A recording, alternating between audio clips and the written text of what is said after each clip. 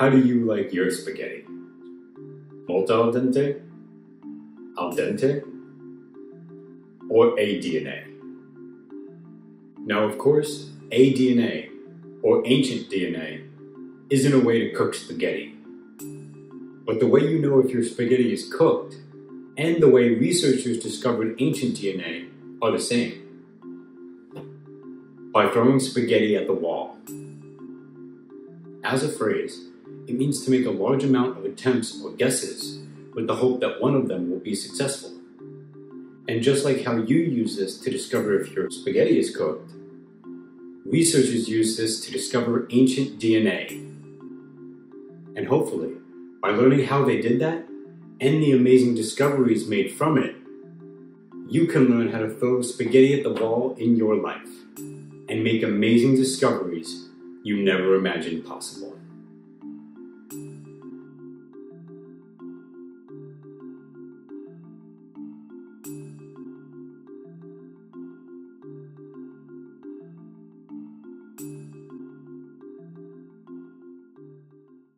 So what is ancient DNA?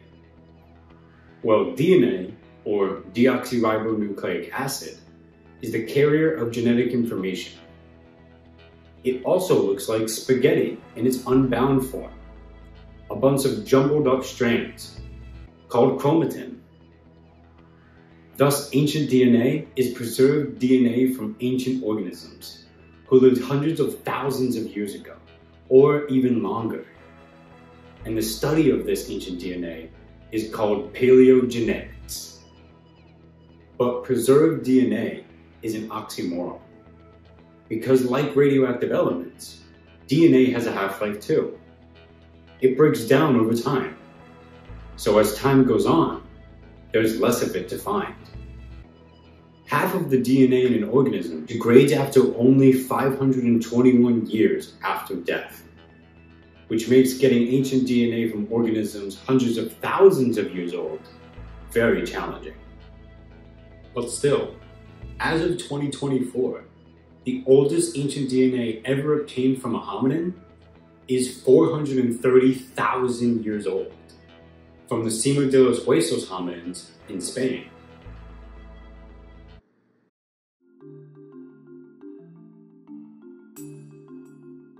So if we knew that ancient DNA is extremely difficult to collect, why would anyone try it?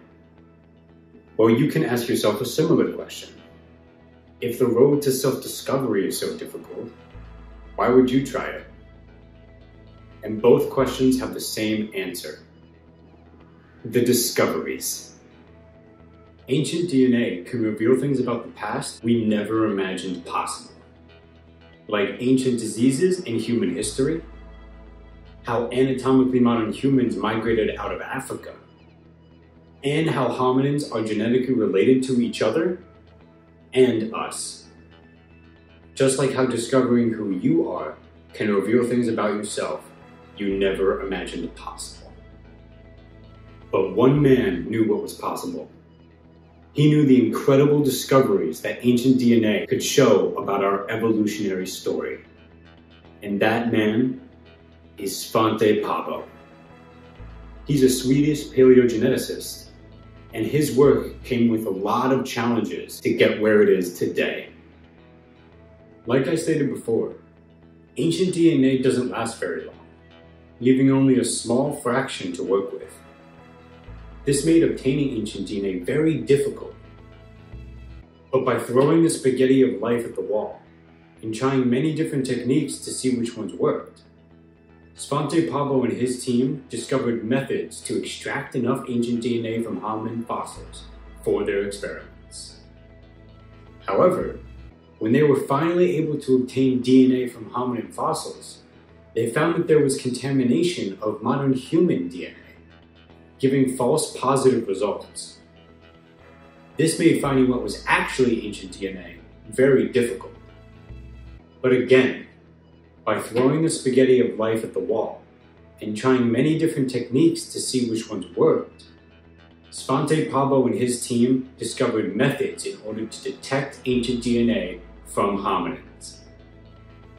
And again, when they were finally able to get ancient DNA from hominins, they found that they weren't extracting nuclear DNA, which is what we think of when we hear DNA, but rather they were extracting mitochondrial DNA. Mitochondrial DNA is the DNA inside your mitochondria. It's only inherited from your biological mother and holds only a fraction of the information possible. This made gaining knowledge from mitochondrial DNA very difficult. But yet again, by throwing the spaghetti of life at the wall and trying many different techniques to see which ones worked, Svante Pääbo and his team discovered methods to get only nuclear DNA from hominins. And here were their discoveries.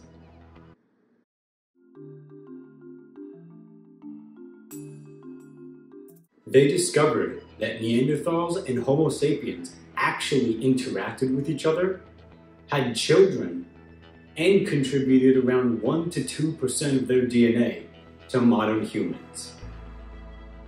They discovered a brand new hominin named the Denisovans by sequencing portions of their genomes. And finally, they discovered a potential first-generation hybrid between Neanderthals and Denisovans, nicknamed Denny. These discoveries, and many more, eventually won Svante Pääbo the 2022 Nobel Prize, making him the first anthropologist to ever do so. Discovering how to use ancient DNA was hard and required many failed methods before the right one stuck. Much like throwing spaghetti at the wall. But researchers like Svante Pääbo and his team persevered through this and not only founded the entire field of paleogenetics, but were able to make amazing discoveries about our most recent hominin relatives. And hopefully, by learning about this remarkable story, you'll not only gain an interest in ancient DNA, but also learn how to throw spaghetti at the wall in your own life and make amazing discoveries you never imagined possible.